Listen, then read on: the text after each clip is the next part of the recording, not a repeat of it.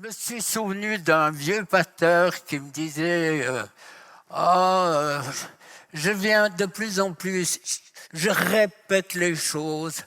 Et puis, dans ma famille, ils sont donné le mot d'ordre. Alors, quand je me répète, ils lèvent leur chapeau en signe de quoi? Ça veut dire nous saluons une vieille connaissance. Donc, si je me répète, je salue une vieille connaissance. Pourquoi on parle de l'Ancien Testament? Rien que le fait de dire l'Ancien Testament, ça dit bon, on laisse de côté.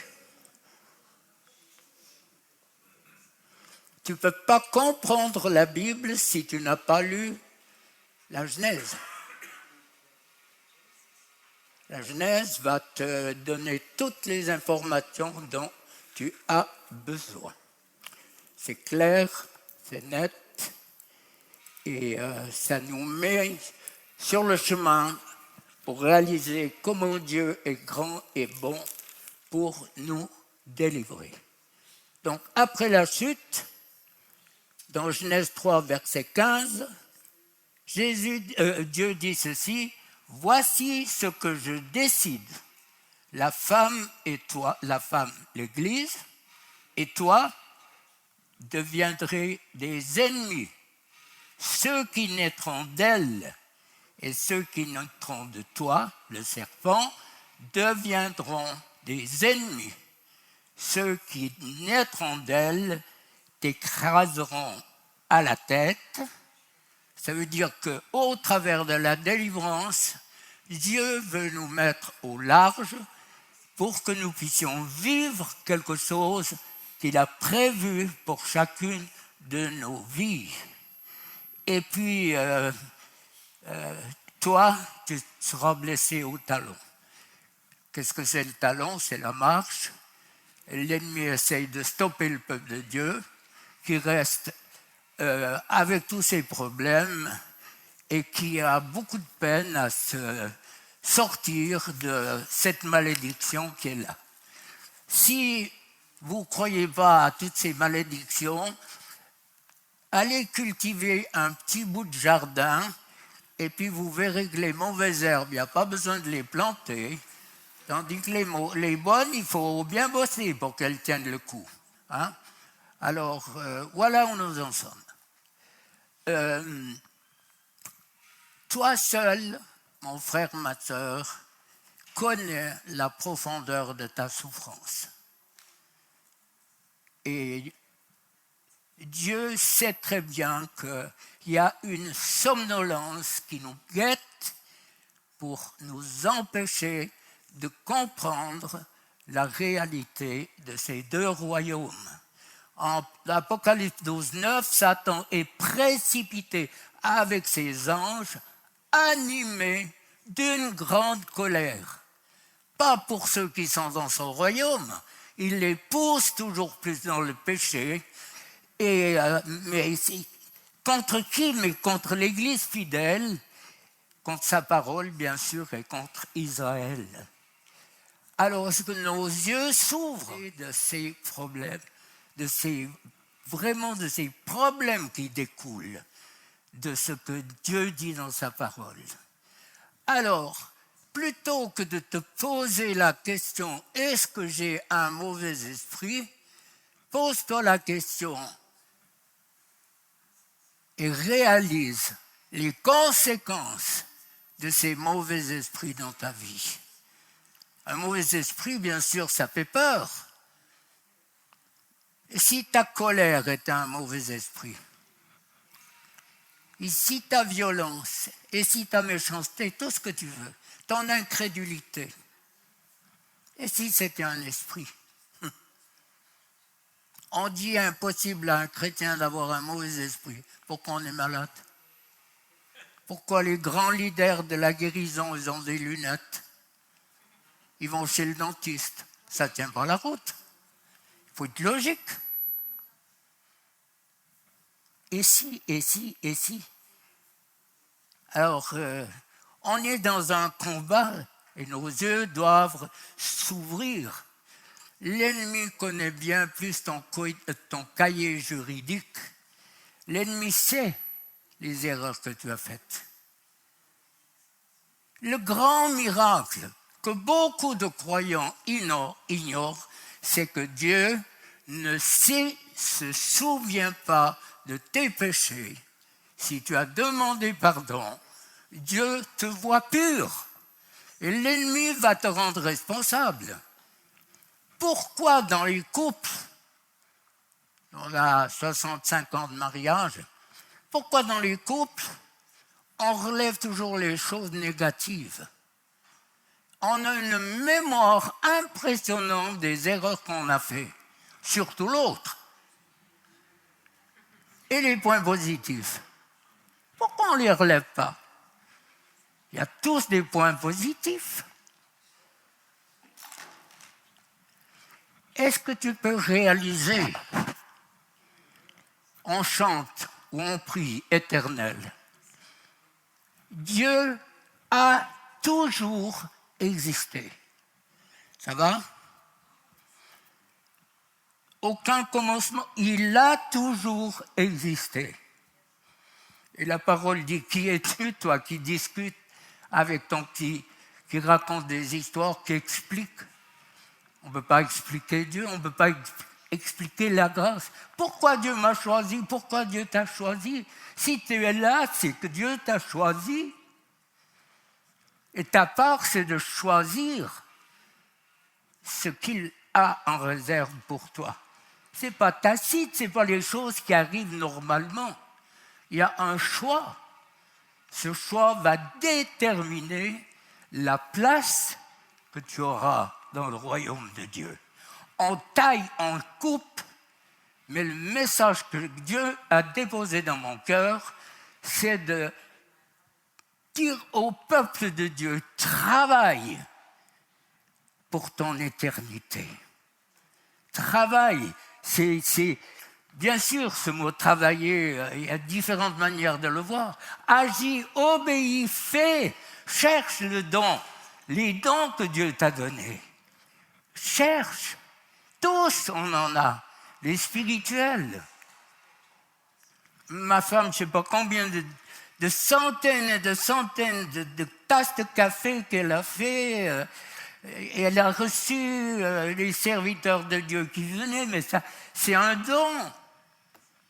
Un don, la cuisine à midi, ce qu'on a eu, tout ça, c'est des cadeaux que Dieu donne, pour lesquels on doit remercier, dire, mais Seigneur, le paysan que je suis, tu l'as envoyé dans les nations, mais ça, tu n'y penses pas, Seigneur, et pourtant c'est ça. Oublie ton chemin. Tu peux être prostituée. Moi, j'ai prié pour des prostituées, j'ai prié pour... J'ai 50 ans de ministère, j'ai vu des milliers de personnes. Et par rapport à ce que disait du mensonge, je vois encore cette femme devant moi, élégante, brillante pour un homme, appétissante. Oh, c'est enregistré, c'est foutu. On parle un moment. Je dis, ma sœur, ton visage rit, mais ton cœur pleure. C'est plein de sang. Il y a une souffrance en toi. Effondrée, la femme. En quelques minutes, complètement effondrée. Elle dit, tu es le premier qui met le doigt sur mon problème. Dans l'église, on m'a donné des places. On me félicitait, on m'encourageait, en disant, t'es extraordinaire, t'es une femme, tu souris, tu accueilles les gens, tu fais un boulot fou. Et à l'intérieur, c'était que souffrance, c'était que de pleurs, de incompréhension. Dire comment c'est possible?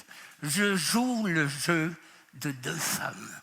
La femme qu'on regarde et qu'on adule à la limite, et la femme, une loque. On avait profité d'elle, l'enfant, je me souviens plus ce que c'est. Mais presque je la vois devant mes yeux, cette femme, effondrée, effondrée. Œuvre des ténèbres.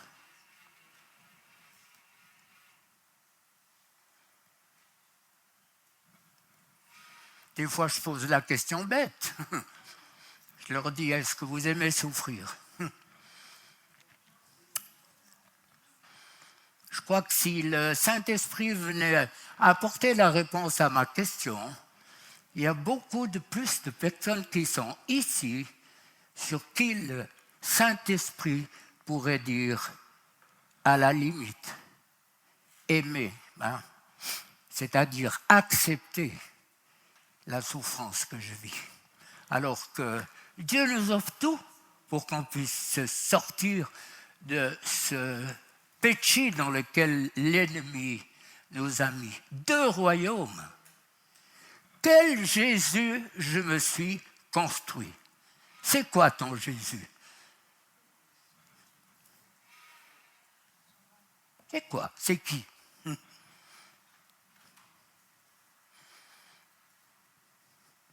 Quand tu es en face de toi un sorcier qui cherche Dieu, qui demande de l'aide, les bras 2 fois comme les miens, il lève sa manche, c'était marqué meurtre, avec des lettres comme ça, l'autre côté mort.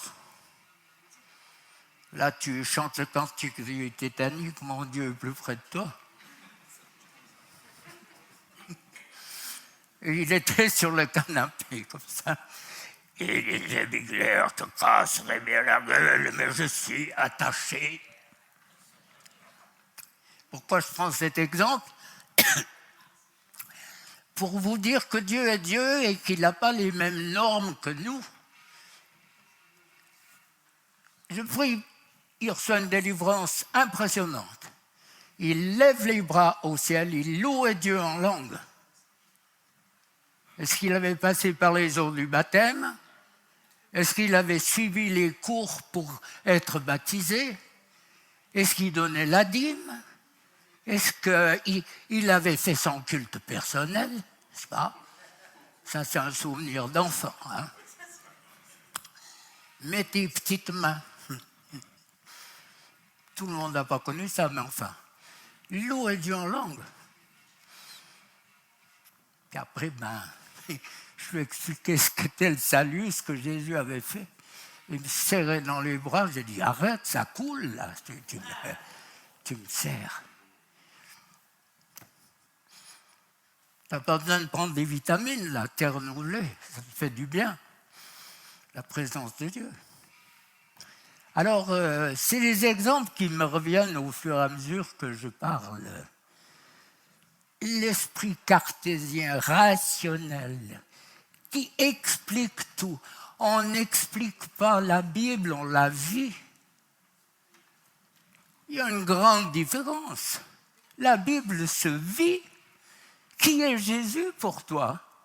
Mon Seigneur et mon Dieu, mon Maître, un ami. Quand une prophétesse du type d'Eddie Becker, qui dans une réunion vient, se lève, vient, elle me dit,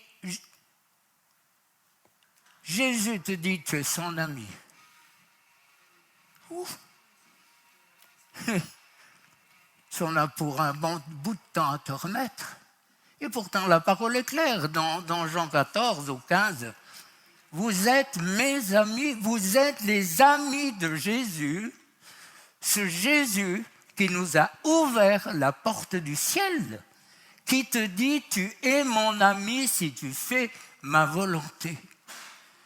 Donc, est-ce que ça ne vaut pas la peine de faire sa volonté pour devenir son ami, son amie? Et c'est la raison pour laquelle Dieu t'a créé, pour que tu l'adores. Dieu a besoin de ton amour. Dieu a besoin d'être aimé. Ça paraît débile quand tu dis qu'il n'a pas de commencement. Dieu a choisi de créer la terre. Il a choisi d'avoir un peuple d'adorateurs. Comment on le fait, c'est comment on essaye de le faire. Et il agit avec puissance. Il nous donne des directives qui sont précises, mais il faut les suivre. L'obéissance, c'est pas facile. On a entendu notre frère et moi, quand je suis ému, quand je pense à cet homme de Dieu qui prêche, mais devant des peuples. Moi, j'ai vu, il reçoit son journal, mais c'est à perte de vue les personnes qui viennent l'écouter. Et puis là, il vient pour s'empeler. Ils sont où les autres chrétiens? Ils sont où? Où est le peuple de Dieu? L'Église, elle devrait être pleine. Ils sont où? Pas de soif de Dieu. J'ai eu le privilège ou la responsabilité au mois de mai de l'année 2023 d'avoir 3 visitations. Je ne sais pas si c'est l'ange de l'Éternel, mais en tout cas tout à fait surnaturel. Tu restes pas le même quand j'en ai eu 3 le même mois et une, elle était terrifiante. Où Dieu me parlait de son peuple. Qu'est-ce qu'il dit, ce Dieu de son peuple? Qu'est-ce qu'il va vous dire? Le Seigneur dit de ce peuple est près de moi, en parole.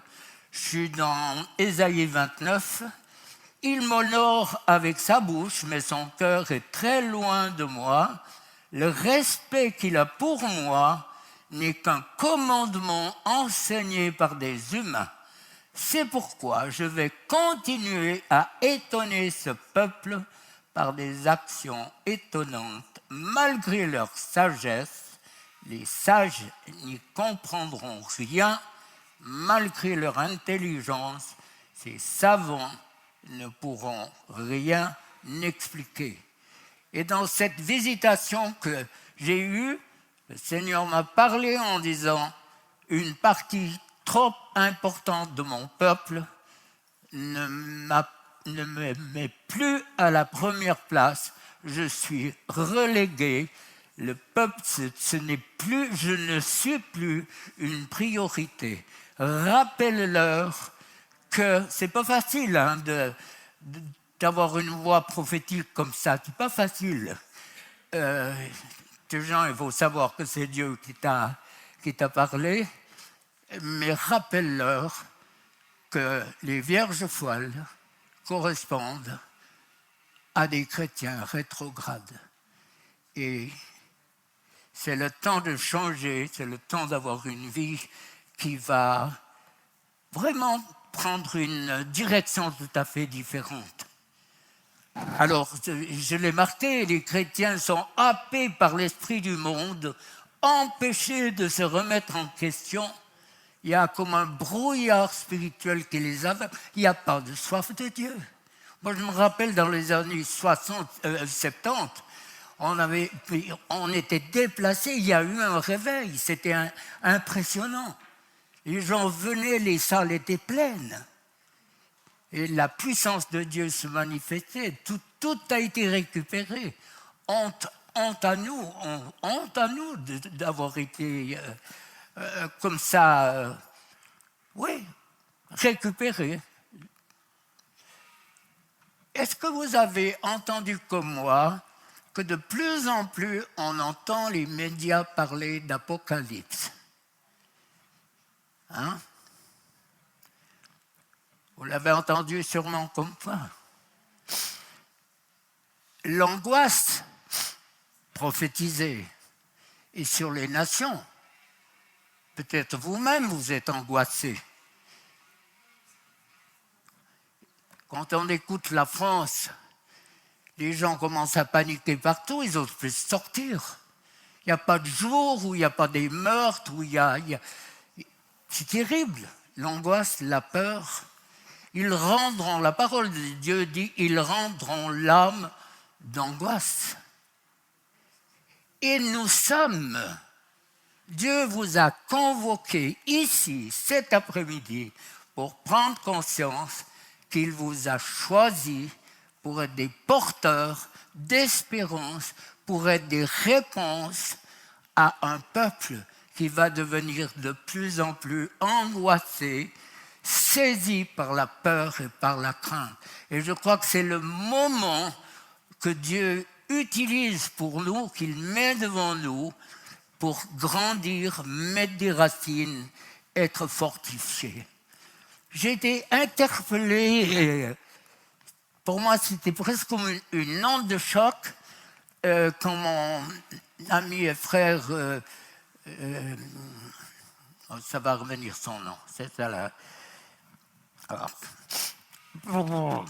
de Neuchâtel, Sylvain au secours. Pierre Amé, toc toc, Pierre Amé. Quand il a dit à la multiplication des pains, ils ont mangé des poissons qui n'avaient jamais été dans l'eau. Ils ont mangé du pain qui n'ont jamais été des épis. Toc toc. Quel encouragement pour les temps qui vont venir.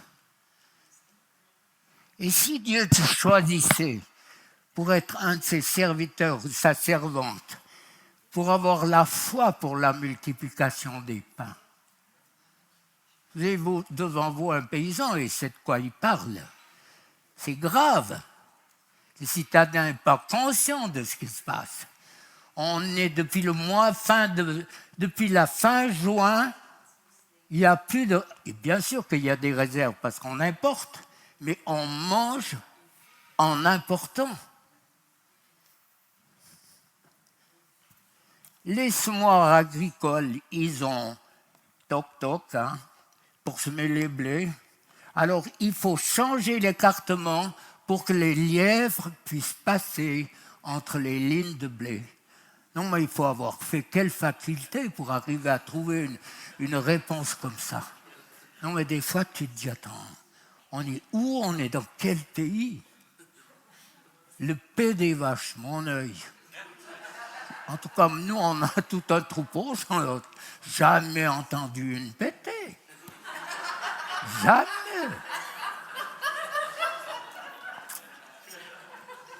Non, mais je vous assure. Alors, un jour de pollution en Chine correspond à une année entière en Suisse. On continue comme ça, hein? Vous n'avez pas encore l'angoisse, la trouille, la peur. Moi, j'aime faire peur aux gens. Des démons comme ça, avec des gros yeux. Non, c'est pas comme ça, les amis, c'est pas comme ça. C'est tout autrement. Alors,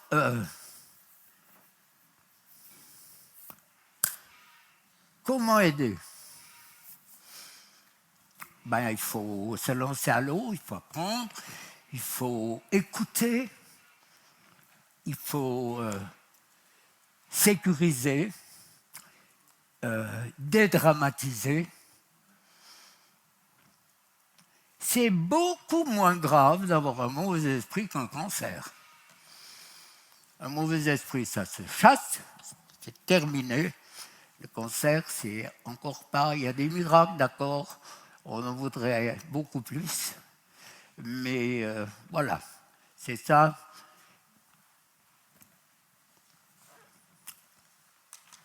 C'est quoi ton Jésus? Un ami ou quelqu'un qui t'accuse? Dieu n'accuse pas. Dieu n'accuse pas. Il convainc. Il convainc. C'est la différence. Je me rappelle dans une réunion, quelqu'un demandait pardon et Dieu, au travers d'une parole prophétique, dit « Je ne sais pas de quoi tu parles ». Ça vous arrive? Combien de fois on demande pardon pour des choses? À la limite, on rend Dieu menteur.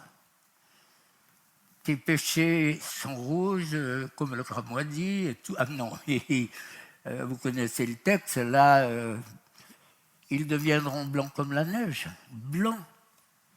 Même les Africains deviendront blancs comme la neige. formidable, c'est quand même extraordinaire. Suleiman, blanc comme la neige, aux yeux de l'Éternel. Ah, moi j'ai un Dieu plein d'humour. J'aime mon Dieu plein d'humour, mais un Dieu qui aime quand on lui obéit. Est-ce qu'on le fait? Abandonner ton premier amour, hein? Dieu nous a choisis, psaume 139. Est-ce qu'on le reprendra? Est-ce que vous avez compris que vous êtes, comme moi, des gens de passage? Je ne parle pas des gitans, hein? On est des gens de passage. Pourquoi? Pour deux choses. Pour faire sa volonté en étant des témoins et en étant des instruments. Mais une des choses importantes, mon frère, ma sœur, tu es sur la terre et tu choisis toi-même la place que tu auras dans le royaume de Dieu.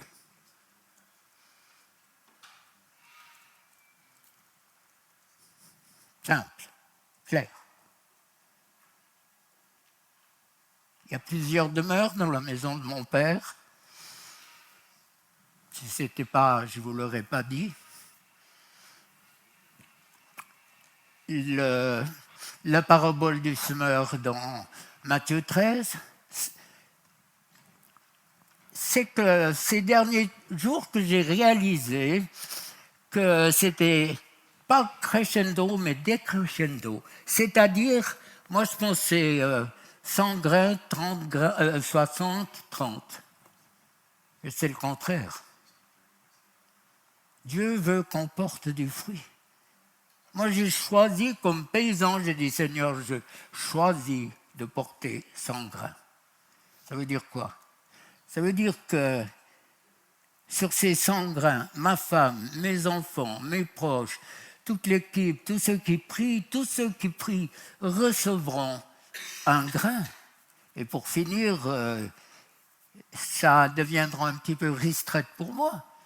Mais l'essentiel, c'est que autour de moi, il y ait un peuple qui reçoive un grain ou deux pour que dans ce royaume, ils aient la place que Dieu a choisie. Dans 1 Corinthiens, il nous est dit qu'il y a tout un peuple qui sera sauvé comme au travers du feu. Ça veut dire que tout ce que tu as fait, c'est nul. Seul tu te sauves. C'est quand même triste. Pourquoi? J'en sais rien, je ne sais pas. Mais en tout cas, il y a une chose qui est sûre, c'est que Dieu a dit, si tu donnes un verre d'eau fraîche, ce n'est pas n'importe quelle eau, un verre d'eau fraîche. Ça veut dire qu'elle est vivante, elle n'est pas polluée, elle n'a pas stagné dans des étangs, elle fait partie de l'eau vive.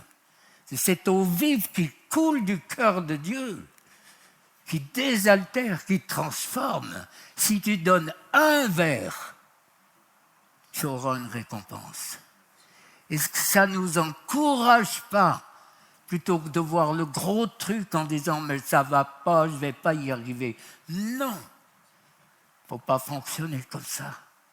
Un verre d'eau, tu auras ta récompense.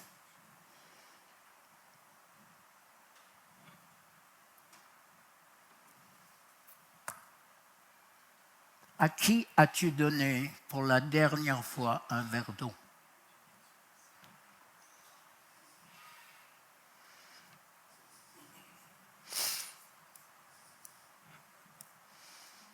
Pourquoi pas un sourire à la caisse des supermarchés, un petit mot, un sourire, tout simplement. Ces gens qui sont à notre service à longueur de journée, moi je leur dis, mais la nuit, vous continuez à calculer? Elle dit, misère, non. Mais je peux imaginer tout ce qui peut se passer. Qu'est-ce qu'il y a derrière un verre d'eau? Aider une personne âgée, comme moi qui me suis fiché par terre il y a une année, il y a toujours une jambe qui péclote. Priez pour la gambette à Bigler. On pense aux 1000 pattes, mais enfin, c'est quand même beaucoup, mais enfin bref. Quel Jésus!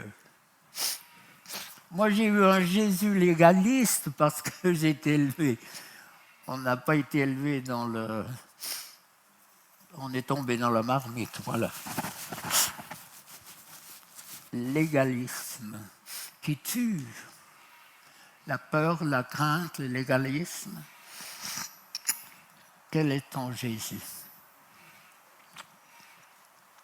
Un Jésus qui apporte des réponses? Un Jésus qui baptise du Saint-Esprit? Si le salon pouvait parler chez nous,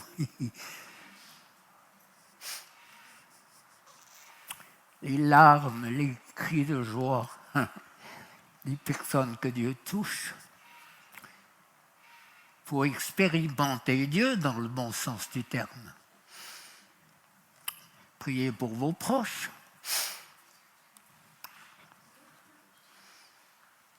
N'entrez pas dans le triomphalisme de la prière, t'es guéri et tout.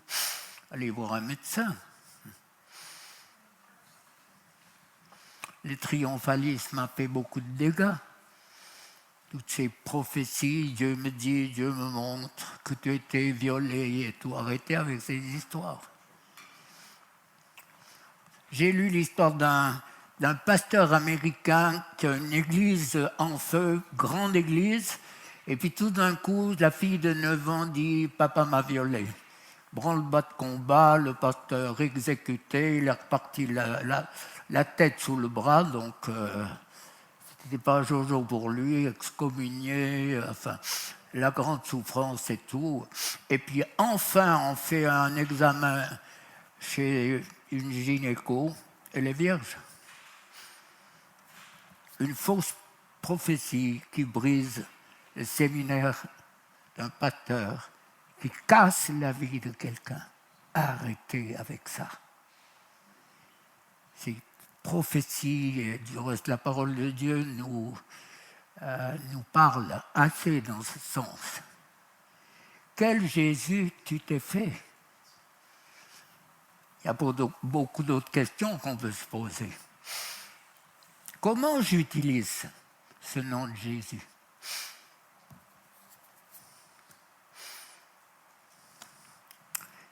Quand est-ce que pour la dernière fois, tu as prié pour le baptême du Saint-Esprit de quelqu'un qui est chez toi? Un membre de ta famille, pourquoi pas? Quand est-ce que pour la dernière fois, tu as chassé les esprits de colère à tes enfants?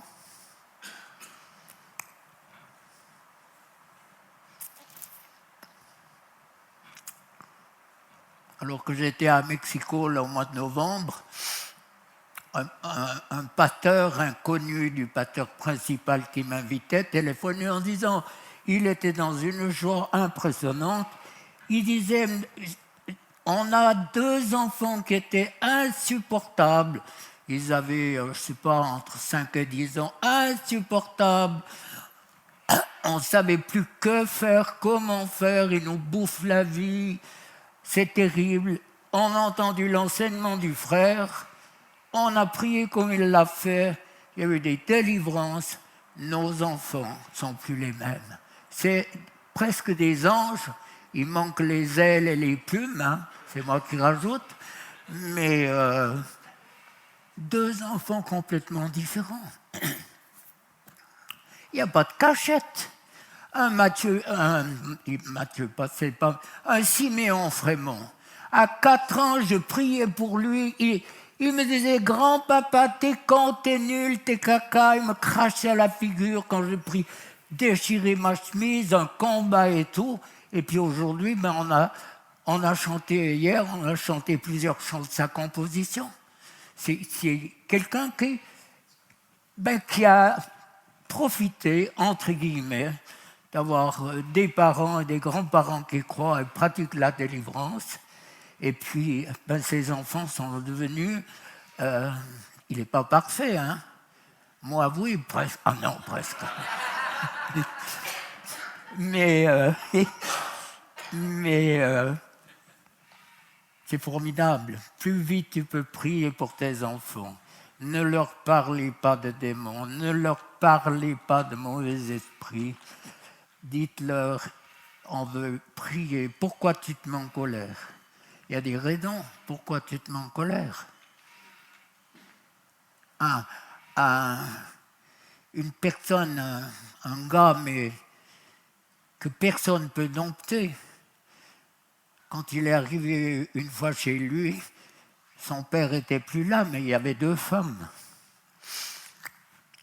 Comprenez, on est obligé de faire attention à ce qu'on dit aujourd'hui. Hein. Mais il a basculé dans la drogue, dans la délinquance. Est-ce qu'il est responsable? Non. Et c'est pour ça que Jésus sait très bien pourquoi on a des réactions. Jésus sait très bien le parcours qui a été le nôtre.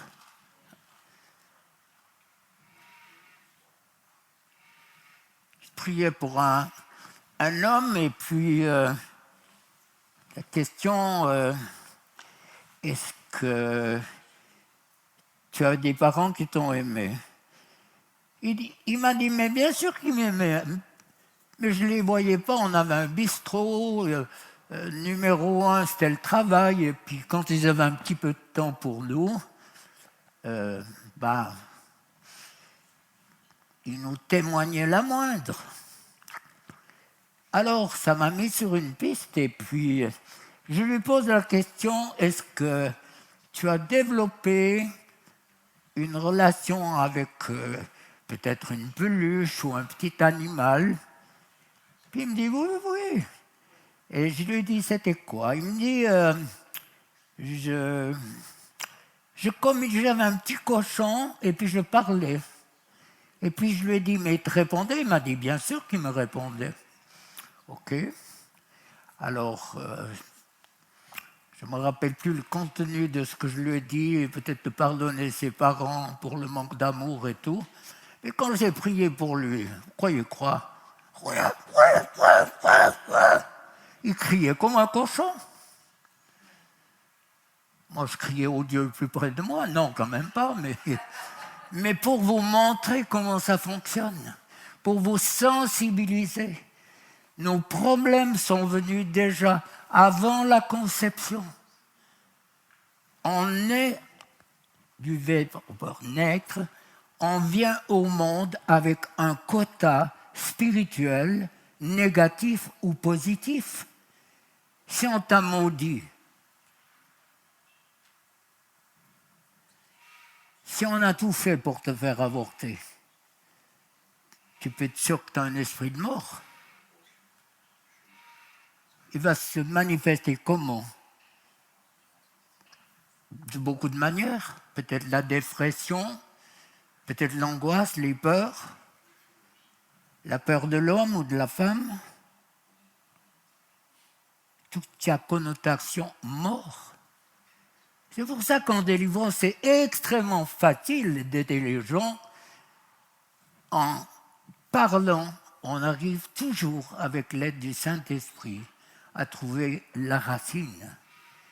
Le problème de ce qui est enseigné, les conséquences de ce qui est enseigné, souvent dans les églises, c'est qu'on demande pardon et on croit que le problème est réglé, alors qu'il n'est absolument pas réglé.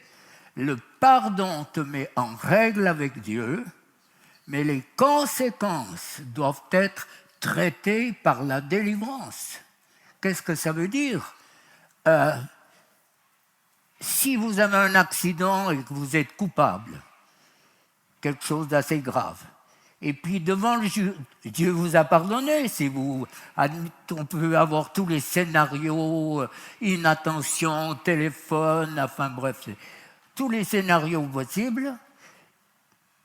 Dieu vous a pardonné si vous dites vraiment en disant Seigneur, j'ai fait une bêtise et tout. Dieu a pardonné. Vous dites au juge, Dieu m'a pardonné, il vous donne l'adresse du psychiatre en vous disant, vous avez un problème. Donc toutes ces choses, l'avortement n'est pas impuni. L'avortement ouvre la porte à la mort sur vos descendants, la dépression, la frigidité, l'impuissance, les divorces. Et il y a une liste impressionnante des choses qui sont les conséquences de l'avortement. Et pourtant, vous pouvez avoir avorté, demander pardon, Dieu vous voit pur, il a effacé l'acte d'accusation, mais les conséquences, si elles ne sont pas traitées, alors vous allez souffrir. Et du reste, quand on pratique la délivrance, chacun a sa méthode, tu regardes un petit peu dans les générations. Mort jeune, divorce, cancer. Alors, ce n'est pas du papier à musique, c'est des indications qui te montrent que dans les familles, même avec les collatéraux, tu as un fil conducteur où la mort a un droit et qu'elle frappe, où ça peut être la colère, ça peut être l'alcoolisme, ça peut être beaucoup de choses.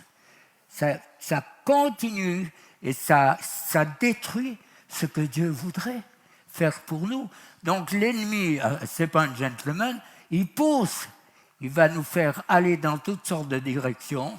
Et puis, après, on cherche peut-être à la mauvaise place.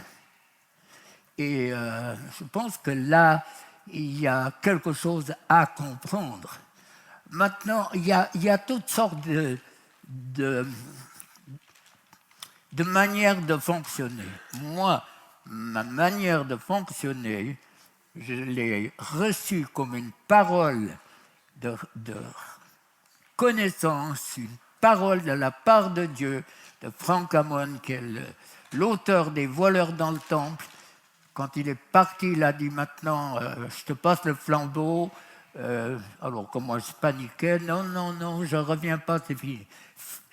Une seule chose, fais seulement ce que Jésus a fait, tu lui enlèves rien, tu lui rajoutes rien.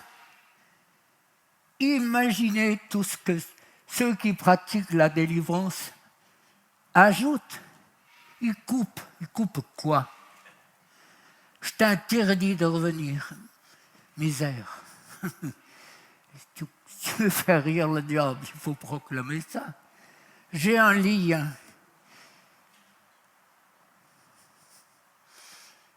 Tu vas devant le juge, puis tu lui dis j'ai un lien. Il dit ça va pas, non. On a un langage qui est un langage qui sécurise faussement. Celui que j'affranchis est réellement libre. Misère, dans quel contexte? Celui que j'affranchis est réellement libre.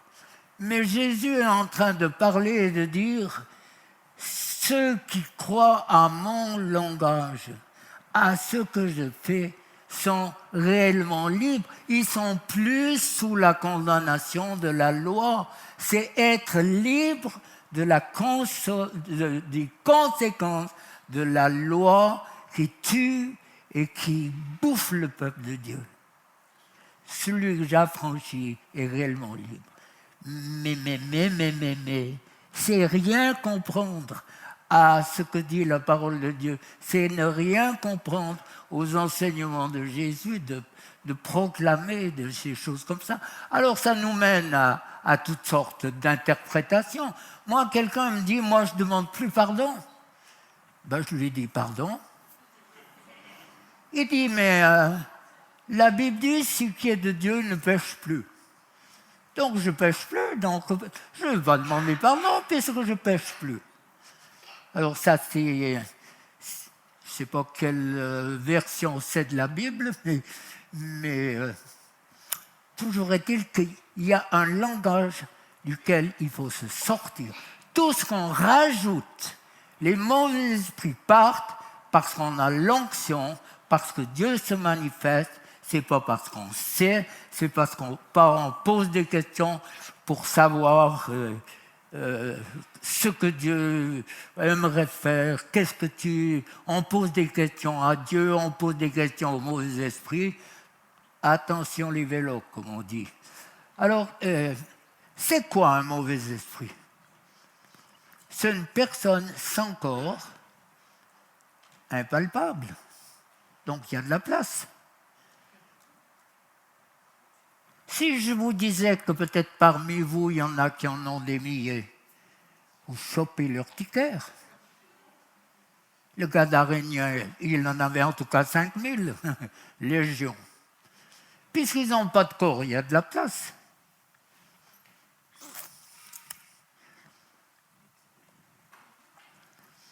Moi, ça fait 50 ans que j'ai découvert la délivrance. L'autre jour, j'ai encore été chez ma fille, mon beau-fils, là.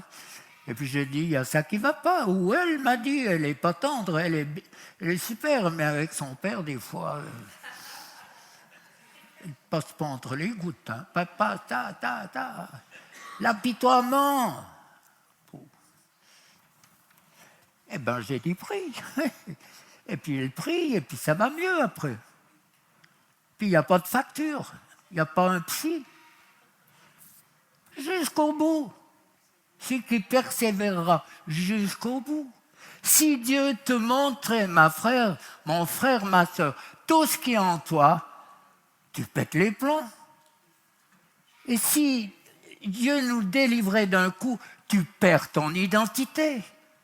Dans sa grâce, il délivre par étapes pour nous permettre de grandir, de nous fortifier, pour qu'on devienne ces instruments choisis par Dieu. Mais c'est pas... Tu dois sortir d'ici avec une casquette pleine de titres ou les machins des Français, là, toutes leurs cocardes, de dire, mais je suis choisi par Dieu. Psaume 139, dans cette version, alors que je te brodais, alors que tu n'étais pas né, je te brodais, dans cette version. Est-ce que ce n'est pas extraordinaire que Dieu, avant que tu sois né, te brodait? Il connaissait tout ce qu'il allait faire au travers de toi. C'est pour ça qu'il faut obéir, essayer de comprendre. Moi, quand Dieu m'a appelé, j'ai dit, Seigneur, je fais quoi, moi? Je connais bien les vaches, mais c'est tout. Psychologie, zéro. Qu'est-ce que je fais? Tu dois avoir à la fin de cet après-midi une haute impression de qui tu es, qui n'a rien à voir avec l'orgueil, qui n'a rien à voir avec la suffisance, mais une prise de conscience que tu es une perle dans la main de Dieu, quelque chose d'extraordinaire, la perle retrouvée que Dieu va utiliser. Mais c'est enthousiasmant, les amis, enthousiasmant de pouvoir dire, mais Seigneur, qu'est-ce que tu veux que je fasse? Qu'est-ce que je veux faire? Donne-moi l'opportunité. Plutôt que d'essayer de témoigner à des personnes qui ne se convertiront jamais, dites-lui, ouvre une porte tout près de moi d'une personne qui te cherche. Et c'est beaucoup plus facile. Tu arrives comme une réponse pour ces gens qui sont dans le désespoir. Alors, ces mauvais esprits, donc, ils n'ont pas de corps, ils sont impalpables, quoi. Donc, il y a de la place. Pourquoi ils sont là? À cause des péchés des pères. Et ça va loin. Dans le dernier séminaire qu'on a eu à Yverdon, il y avait un juif qui était là. Et je lui ai posé la question. Ça m'intéressait de voir sa réponse. Parce que moi, dans la pratique, je sais très bien que la conséquence de la proclamation des Juifs à la croix, que son sang retombe sur nous sur nos enfants. Tous les juifs pour lesquels j'ai prié, j'ai brisé cette malédiction. Il y a pratiquement toujours des manifestations très fortes. Ça fait combien de temps? 2000 ans bientôt, hein? Alors que nous, on dit 3-4 générations, mon œil. Et puis je lui ai posé la question, je lui ai dit, mais du bout des lèvres, je ne savais pas, je me suis dit, aïe, aïe, sur quel terrain tu es en train de fonctionner? Je lui ai dit, mais écoute, quand je prie pour les Juifs, ouais, il y a quand même cette parole qui a été dite et tout. Il me dit, mais absolument, fais-le, je le crois de tout mon cœur. Il y a cette malédiction qui est depuis la croix. Et quand tu pries pour les Juifs, il y a des manifestations de mauvais esprits. Donc dans vos vies, imaginez qu'est-ce qui s'est passé derrière. Et c'est pour ça que Dieu, dans sa grâce, nous donne l'opportunité, nous offre cette opportunité d'être carrément distancés, déliés dans le bon sens du terme, de tout le pouvoir de l'ennemi sur nos vies. J'ai 50 ans de recul dans le ministère, j'ai vu des milliers de personnes. À l'étranger, on ne compte pas le nombre des personnes, et les milliers de délivrances que j'ai vues, avec des vies qui sont changées, transformées, des guérisons, des miracles. C'est pour vous, regardez vos mains, bon les miennes, ça a fait du bien à un pasteur à discerner les temps. Quand j'ai dit tu fais du bien à un chrétien, tu lui donnes une carotte, il te bouffe les doigts. Puis je lui ai montré, j'ai dit tu vois, il me manque 3 falaises. 3 fanges, pas falaises, des fanges. Alors il était tout content de voir que il savait de quoi je parlais. Il savait de quoi je parlais. Les amis, vous êtes placés devant le choix du Seigneur. De comprendre que les conséquences des péchés de vos pères ont quelque chose à faire avec vos problèmes. Franc-maçonnerie, Rose-Croix et tout. Il n'y a pas besoin de beaucoup, hein. Là, il y avait un téléphone, Sylvain, tu me reprends, d'un enfant de 15 ans, je crois, qu'est-ce qu'il avait fait de la planche Ouija? Et puis angoissé, paniqué, des angoisses, des apparitions. C'est pas impuni. Tu touches au royaume des ténèbres, c'est pas impuni. Donc c'est pour ça que Dieu veut vraiment nous mettre nos propres péchés, nous mettre au large, nos propres péchés, les erreurs qu'on a fait. Dieu m'a pardonné, mais l'ennemi a gardé et a les droits, parce qu'on le laisse faire, de nous tourmenter. Et avec les temps qui viennent, les amis, l'angoisse va monter dans les nations. La peur du lendemain, la peur de manquer.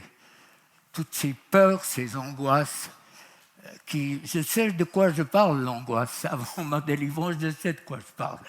L'angoisse qui te bloque au plexus, mon pyjama mais trempe tellement, je luttais la nuit sans m'en rendre compte. Et puis quand un pasteur m'a dit « tu as besoin de délivrance », mon éducation m'a empêché de lui cracher la figure, parce que pour moi c'est impossible.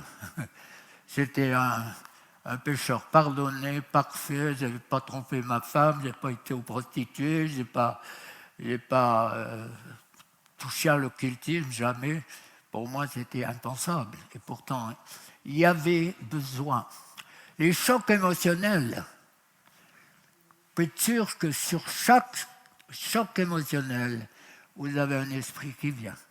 Ce n'est pas 99%, c'est 100%. Et Andrea, qui est là, peut certifier une de ces jeunes filles qui est dans la ferme, qui est devenue une belle fille. Un coup, elle arrive, puis après ce que j'avais partagé, elle me dit « Ouais, c'est bien joli tout ce que tu dis, mais moi, à un rond-point, quelqu'un m'a forcé, il m'a brûlé la priorité, il m'a arraché le rétroviseur, Et puis maintenant, quand je vais à un rond-point, je ferme les yeux. Je dis, je parie que tu dois être béni des carrossiers. Mais ce n'était pas la réponse. Et elle me dit, je transpire mes mains et tout. Et puis on a prié pour ce qui est venu sur le choc. Et puis le lundi d'après, elle dit, youpi, tout est réglé, tout est fini. Puis j'ai encore pas envoyé la facture. Mais c'est ça la délivrance. Il y a un avant et il y a un après des propres péchés, péché des pères, l'occultisme, société secrète. Quand on prie pour la délivrance, tout d'un coup, vous avez quelqu'un qui dit « Aïe, aïe, aïe, aïe !» Puis tu dis « Ça picote ?» « Ouais. »« T'as fait de l'acupuncture ?» »« Ouais. »« Ok. On est au courant. Pourquoi tu te courbes ? Tu portes ? Bien sûr que je porte. J'ai entendu une fois les os d'une femme, je crois que c'était en Hollande, ça a craqué, on entendait craquer. Ses os sont revenus en place instantanément. On a prié pour des choses qui l'a tourmenté. Le fait, toutes ces femmes qui sont courbées, surtout les femmes, portent, tu lui dis, tu portes quoi ? Tout de suite, elle te donne une réponse. Il porte. Décharge-toi, demande pardon, tu pries, elle se redresse, presque toujours. Ça me brûle dans les mains. J'ai dit quoi ? On t'a tiré les cartes ? On a regardé les lignes ? Ouais. Une, elle me dit, elle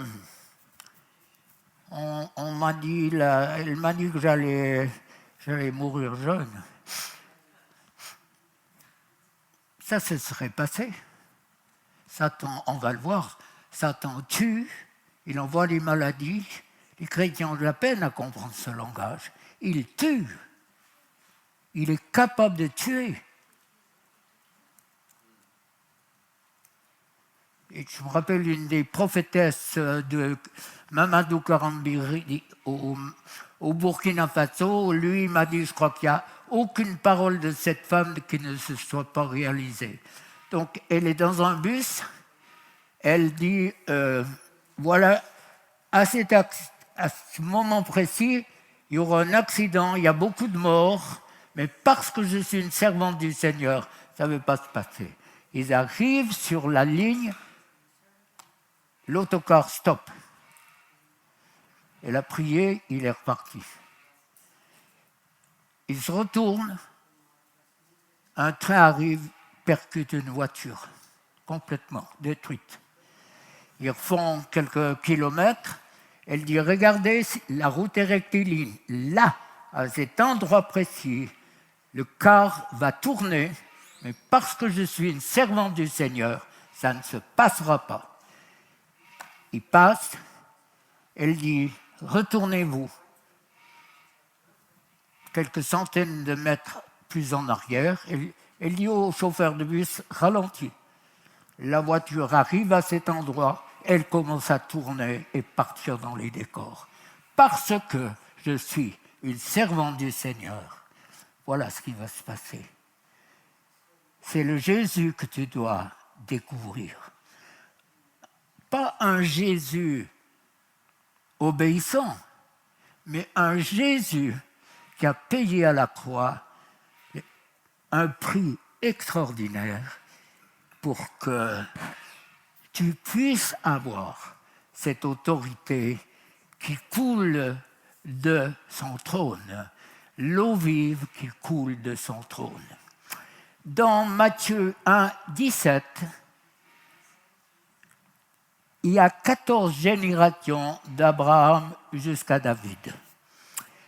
14 générations de David à la déportation à Babylone et 14 jusqu'au Christ. Donc, 42 générations. Qui peut imaginer la quantité d'animaux qui ont été sacrifiés?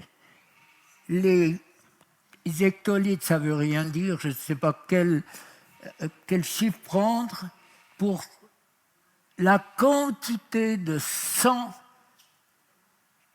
qui a été versé pour expier les péchés et pour être justifié et pardonné. Alors que dans une délivrance qui était assez ardue, le Saint-Esprit certainement m'a conduit à dire ennemi, une seule molécule, parce qu'il ne voulait pas partir, il dit je ne pars pas. Une seule molécule du sang de Jésus est suffisante pour te faire partir. Il a poussé un cri et la personne a été délivrée. Donc il y a 42 générations où il y a des sacrifices et c'est incalculable la quantité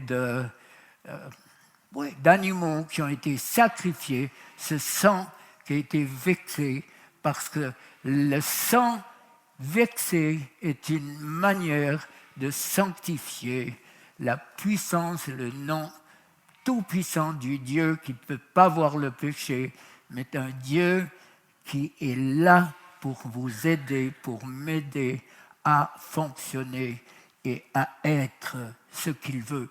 Donc j'ai parlé des chocs émotionnels, j'ai parlé de toutes les pratiques occultes. Rien n'est impuni, rien. L'incrédulité vient aussi souvent. Je me rappelle dans l'incrédulité qui vient souvent, il faut les signes concrets pour voir les choses. Par exemple, dans les fermes, il y a beaucoup qui mettaient dans des poutres des bouts de papier, dans les rainures, dans des fissures des poutres, ils mettaient des bouts de papier où ils demandaient la protection de Dieu contre les incendies. Alors, on entre dans le vif.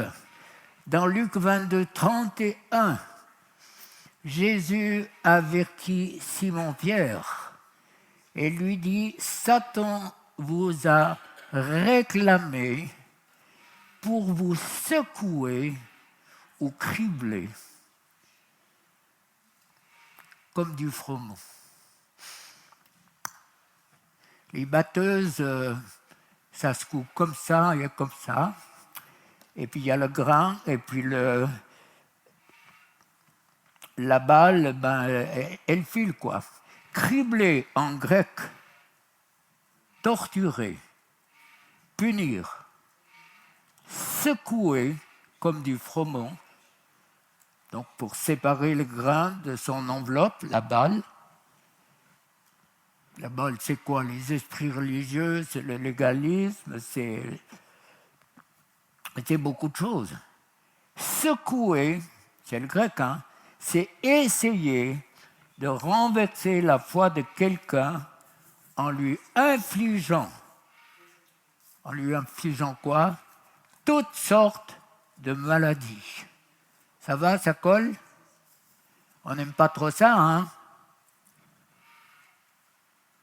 Il tue, il envoie les maladies. Tu touches au royaume des ténèbres, il a des droits. Regardez dans l'Exode. Moïse ou Aaron lance sa verge, un serpent.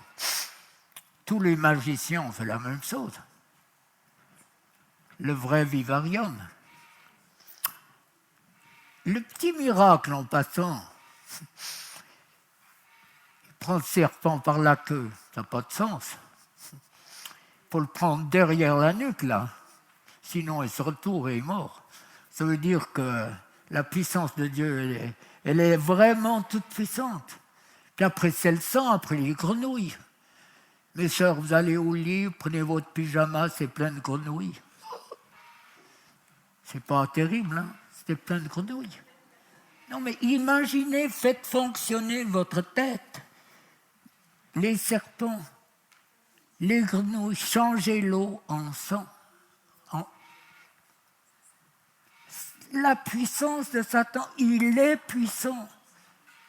Il sait tout de vous. Alors, il essaye de nous aveugler Donc c'est ça, nous tromper, pervertir, manipuler, infliger toutes sortes de maladies.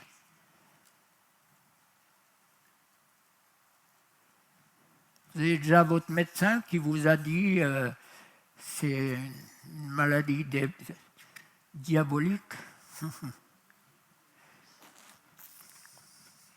Andrea, tu pourrais témoigner mieux que moi. Ton mari qui a fait je ne sais pas combien d'AVC et qui devrait être en chaise roulante, la puissance de la prière, que quand il y a eu un colloque de médecins, ils ne pouvaient pas croire. Ils étaient tous à dire c'est pas possible. Cet homme conduit de nouveau sa voiture une année après, transformé. Puissance, c'est la prière. Il ne faut pas la minimiser. Alors, le meilleur moyen d'être délivré, c'est de participer. Et ça, les chrétiens ont beaucoup de peine. Vous allez chez votre médecin, il y a un problème respiratoire, il va vous dire quoi ? Remplissez vos poumons, tenez, lâchez-vous. Remplissez vos poumons et toc toc. Si un problème à la gorge, il ne veut pas dire lève le bras, il dit tire la langue. C'est pour qu'il la tire, il pèse dessus et on obéit, on fait quelque chose. Et puis on dit aux chrétiens, il faut souffler. Puis ils te disent, pourquoi souffler ? J'ai jamais vu ça dans la Bible. J'ai jamais vu un homme en vélo dans la Bible.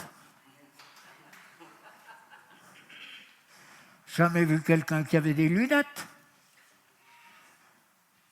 Ou des antidouleurs, tout ce que vous voulez. Fonctionner. Tous nos coéquipiers qui savent très bien comment on fait, fonctionner. On prie des gens et on dirait qu'ils sont bouchés à l'émery, là, et puis ils viennent devant, on prie, on leur dit fais ça, puis ça se manifeste. Faire souffler ou tousser, ça veut dire je participe à ce que le Saint-Esprit est en train de faire. Je suis d'accord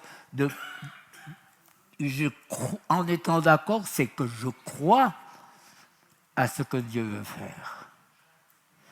Pour être libéré, transformé, avoir une autre vie, plus d'angoisse, plus de panique, et ça va devenir, attention.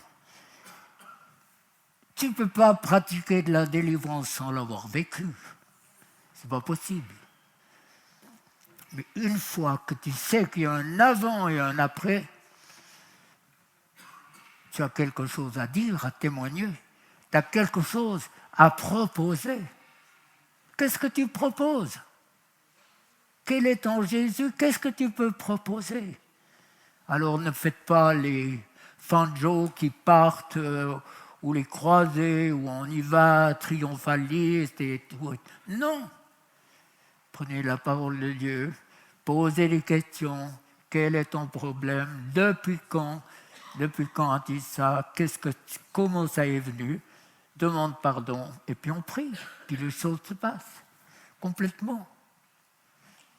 Tellement facile.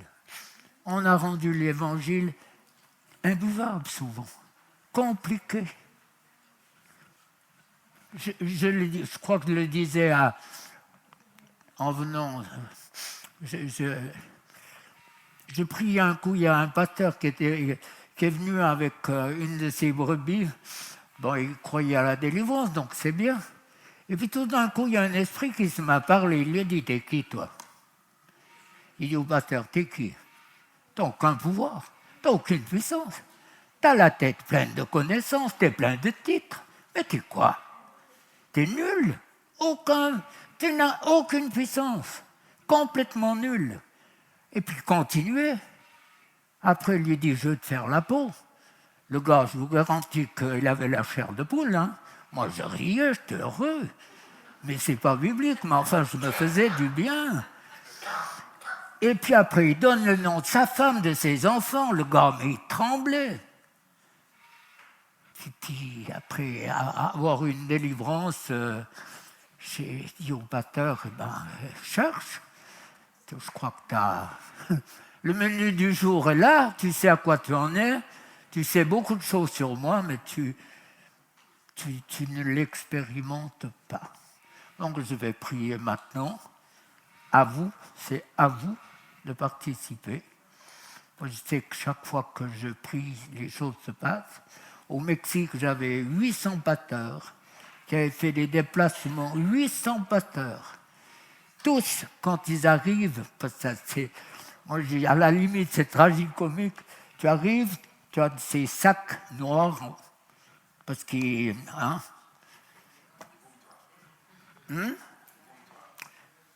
tu as des trucs qui retiennent le menu, quoi. C'est ça. Et puis il y a un bonbon, et puis il y a un mouchoir aussi. Mais les 800 pasteurs, ils étaient en délivrance. Ça hurlait, ça criait de tous les côtés. Donc là, ça sera calme parce qu'on est vaudois. C'est un autre tempérament. Mais quand le pasteur est touché, après ça descend dans l'église. Et Dieu est là. Et il veut changer peut-être le Jésus que tu t'es fait en un Jésus opérationnel au travers de ta vie. Et puis, les promesses, c'est la vie éternelle. Je répète, les amis, on est sur la terre pour faire la volonté de Dieu et choisir l'endroit entre parenthèses ou guillemets où nous allons passer l'éternité. Moi, je me dis que pour beaucoup, quand ils arriveront et qu'ils vont dire, ben mince, je pourrais être là plutôt que là. Mais c'est ma manière de voir les choses. Alors, vous êtes prêts? Oui. J'aime ça, moi. Seigneur Jésus, merci. Merci, merci. Nos cœurs sont reconnaissants de ce que tu fais, ta vie offerte. Souvent, j'essaye d'imaginer ce Dieu Père, ce Dieu Fils, ce Dieu Saint-Esprit qui parle de l'humanité. Et puis ce verdict où Jésus, tu as dit, j'accepte d'être un homme tout en étant Dieu à la fois. J'accepte. Jésus, tu es mort pour que nous ayons la vie. Tu es le chemin, le seul. On n'aura jamais assez de temps d'années pour te dire merci. Merci pour ce sang versé. Merci pour cette souffrance. Ce cri d'agonie. Pourquoi, mon Dieu, pourquoi m'as-tu abandonné? L'abandon de Dieu. La souffrance du Père. Ces choses, on les met devant chacune de nos vies cet après-midi. Merci d'agir en profondeur dans la vie de mes frères et sœurs. Merci de manifester au travers du Saint-Esprit cette œuvre de libération, de guérison émotionnelle, physique, psychique. Tous les endroits où ont été blessés. Jésus, on se prosterne devant toi. Nos mots sont peu de choses, comme dit le chant. Et pourtant, c'est des cœurs sincères, je le crois, que nous te prions. Libère-moi, guéris-moi. Ennemi, Dieu m'a donné autorité sur ton royaume. Tu dois lâcher prise, lâcher le peuple de Dieu dans tous les secteurs où tu t'es introduit, infiltré, à cause des péchés des pères, à cause de leurs propres péchés. Je brise tes droits, je délie mes frères et sœurs de ton horreur, de ta méchanceté, et avec autorité, je dis restitue dans la mesure du possible tout ce que tu as volé à mes frères et sœurs. Et c'est avec autorité que je te chasse maintenant. Alors tout esprit qui vous tourmente, sortez maintenant. Sortez l'angoisse, la peur, les paniques. Allez-y, toussez, fonctionnez. Ça sort maintenant.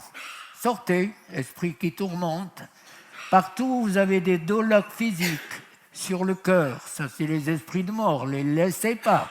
Ne laissez pas l'ennemi vous tuer par des cancers ou par des accidents. Ces esprits sortent maintenant. Dans le nom de Jésus, ces esprits sortent. Sortez maintenant. Tout ce qui est en relation avec la mort, les avortements, ces esprits sortent, ça sort. Allez fonctionner, toussez. Tout ce qui est venu à cause de l'héritage des pères, ces esprits sortent. Esprits impurs, vous sortez au nom de Jésus.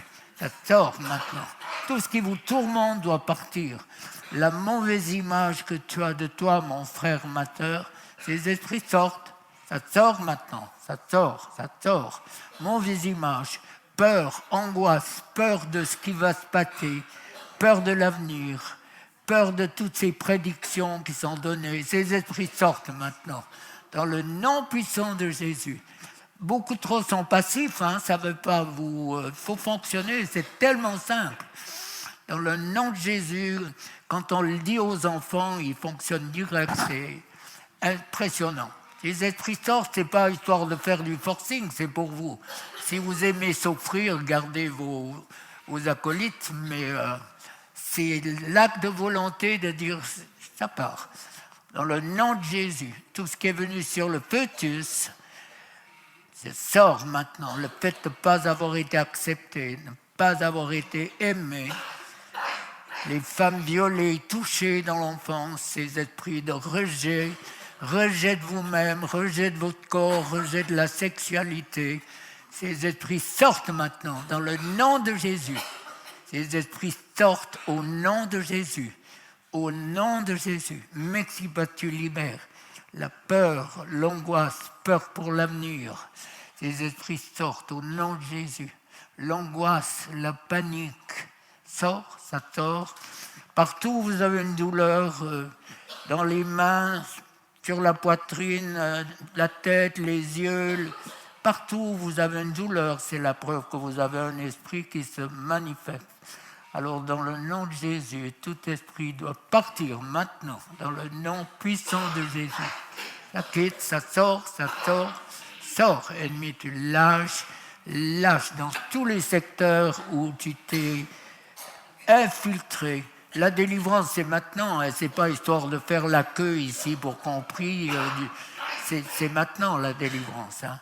Dans le nom de Jésus, tout ce qui vous tourmente doit partir. Ça part maintenant, ça sort, ennemi, tu lâches dans tous les secteurs où tu t'es infiltré. Les péchés des pères, la conséquence des péchés des pères, l'occultisme, les pratiques occultes. Le bâillement est une délivrance, il n'y a pas besoin de hurler. La délivrance, ça peut être des battements de paupières, ça peut être quelques larmes, ça peut être un souffle, ça peut être un rot, ou ça peut être un cri. Si vous ne pouvez pas crier ici, vous allez crier où? Là, au moins, c'est un endroit où on ose crier. Alors, je ne vous dis pas de crier, parce que ce n'est pas le fait de crier qui fait qu'on est délivré, mais pour vous montrer que quelquefois, c'est un signe insignifiant physiquement, mais la différence, on la voit après.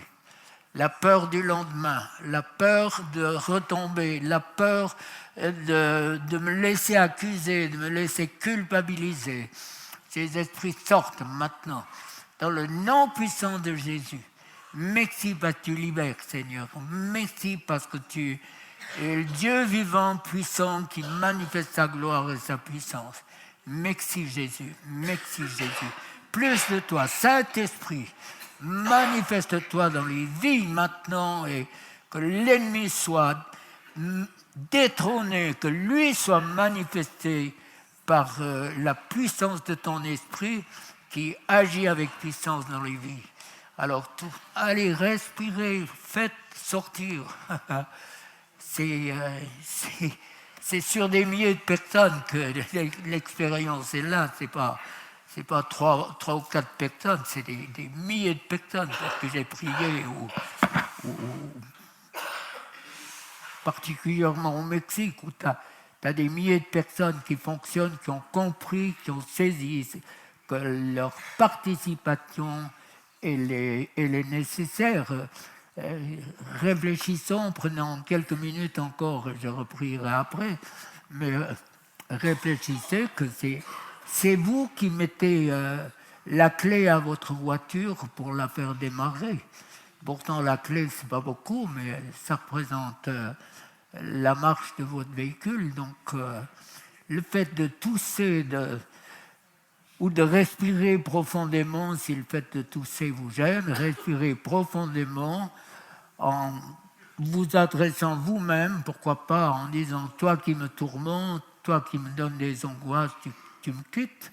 Tout simplement, il ne faut pas compliquer les choses. Et, en tout cas, nous, c'est ce qu'on vit en famille quand quelque chose vient, l'apitoiement, propre justice, critique.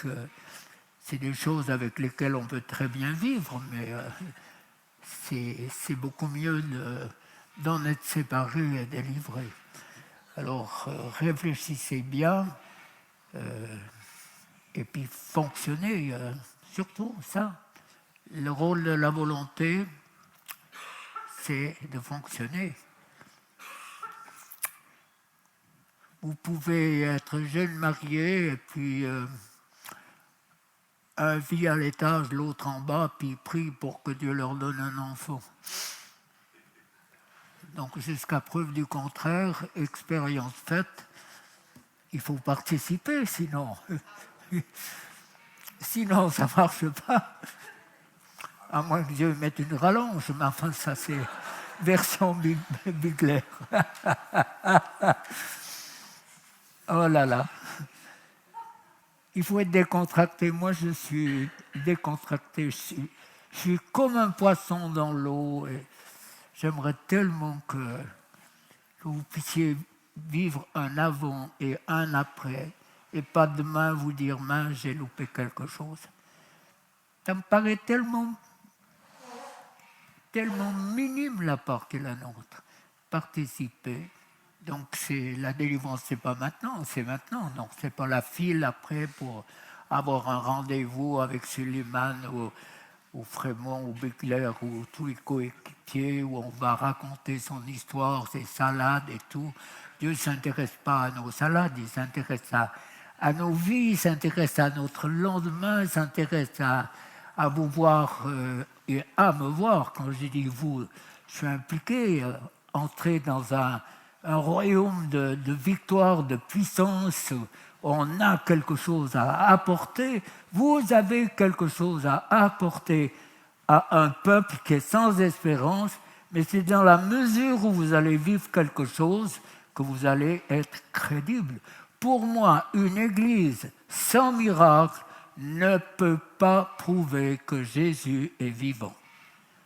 Donc, vous devez être dans vos communautés, si vous en avez une, l'image de quelqu'un qui a été complètement changé par la puissance de Dieu. Alors on y va encore. Merci Seigneur, merci Jésus. Alors avec autorité, tout esprit qui vous tourmente, partout où dans votre corps vous avez des manifestations, alors ces esprits sortent maintenant, dans le nom de Jésus. Ce qui est venu sur le fœtus, tout ce qui est venu sur votre petite enfance, les femmes violées, les enfants violés, battus, rejetés, tout ça, ça part, toutes ces blessures, ces esprits sortent maintenant. Tout ce qui est à la base de la mauvaise image que tu as de toi, mon frère, ma sœur, particulièrement les femmes, la mauvaise image que tu as de toi, qui vient à cause de traitements, de paroles de malédiction. Tu es nul, tu es trop grosse, arrête de bouffer, tu ne vas jamais trouver un homme, tu n'es pas belle. Toutes ces paroles qui sont comme des couteaux qui sont plantés dans le cœur d'hommes et de femmes, et peut-être des choses qui n'ont jamais été amenées à la lumière, et Dieu veut délivrer. Je prie, Seigneur, que toute pensée et des souvenirs, tout esprit qui tourmente, ces esprits doivent partir dans le nom de Jésus, dans le nom puissant de Jésus. Merci, Seigneur, merci. Tu libères, tu agis avec puissance, et merci pour ta grâce. Continue d'agir. Tout esprit impur, méchant, quitte maintenant, dans le nom de Jésus. Tout ce qui est venu sur les chocs émotionnels, conséquence de l'avortement aussi, ces esprits sortent au nom de Jésus. Tout ce qui vous tourmente l'âme, tourmente l'esprit, les peurs, les angoisses pour l'avenir, ces esprits sortent au nom de Jésus. Merci Seigneur, merci Seigneur. Amen. C'est calme, hein? C'est calme. Pas l'habitude d'être aussi calme. D'habitude, ça crie, ça hurle, ça fonctionne. Bien sûr que si vous entendez ça pour la première fois, donc je comprends très bien ce qui se passe. Pas évident du tout, je sais, mais je répète, et je pense que certains vont se souvenir, si tu aimes souffrir, alors souffre. C'est un petit peu brutal, mais c'est la réalité. Que Dieu vous bénisse, vous encourage pour la suite et qu'il manifeste sa gloire et sa puissance. Amen. Amen.